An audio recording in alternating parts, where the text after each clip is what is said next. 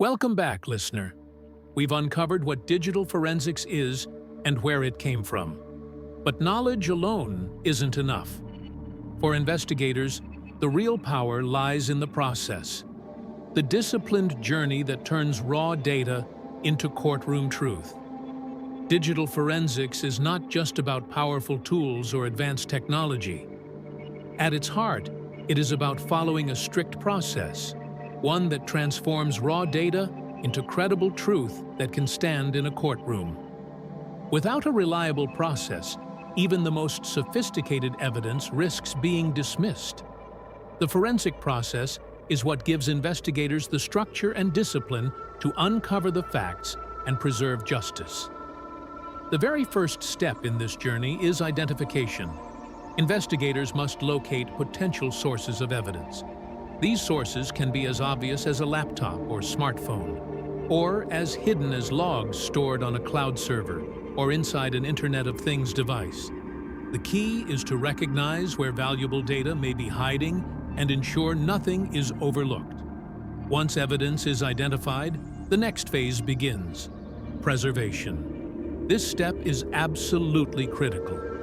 It means securing and safeguarding the data so it cannot be altered, corrupted, or tampered with. Investigators often create forensic images, exact bit-for-bit copies of drives, memory cards, or entire systems.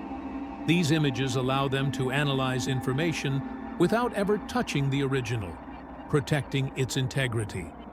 Preservation is about ensuring that the evidence today will remain trustworthy tomorrow. After preservation comes collection. This is the careful, methodical gathering of evidence from devices, networks, or storage systems. Whether it's a smartphone, a corporate email server, or a USB stick found at a crime scene, collection must follow strict legal procedures. Everything is documented through what is known as the chain of custody, a record that tracks who handled the evidence, when, and under what circumstances. This documentation ensures that no one can question whether the evidence was altered or mishandled along the way. The fourth step is analysis, and this is where the heart of digital forensics beats the strongest. During analysis, investigators examine the preserved copies of data in detail. They search for deleted files, hidden folders, suspicious logs, or traces of malware. They might reconstruct timelines to see exactly what happened and when. From a single deleted chat message, investigators may piece together entire conversations, link suspects, or trace stolen files back to their source. Analysis is both a science and an art, requiring technical skill, patience, and an investigator's intuition to connect the dots. Imagine this. A suspect confidently swears that a chat never happened. But deep inside the device, tiny fragments of that conversation remain, scattered across memory like digital dust. Bit by bit, the investigator retrieves each trace, rebuilding what was lost, until the truth finally stands, undeniable and complete. Finally, all of this work leads to the last step: reporting. Forensic reports must be clear, factual, and understandable, not just to technical experts, but also to judges, juries, and attorneys. A good report explains what was found, how it was found, and why it matters. In many cases, this report becomes the bridge between the digital evidence and real-world justice. An investigation is only as strong as its ability to communicate its findings. Each of these steps is supported by the chain of custody. This principle is the invisible thread that ties the process together.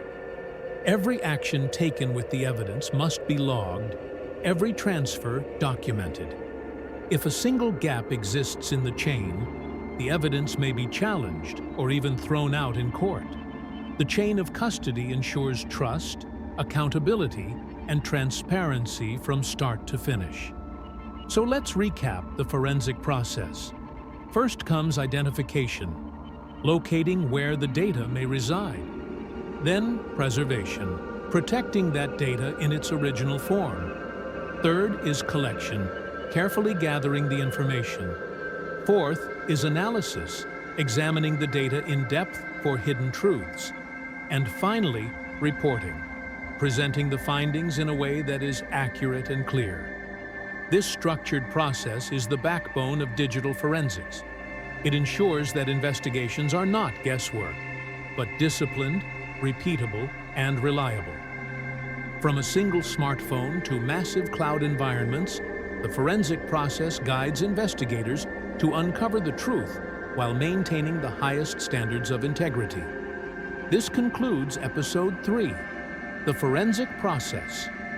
In our next episode, we will explore the tools of the trade, the specialized software and technologies that investigators use to bring this process to life.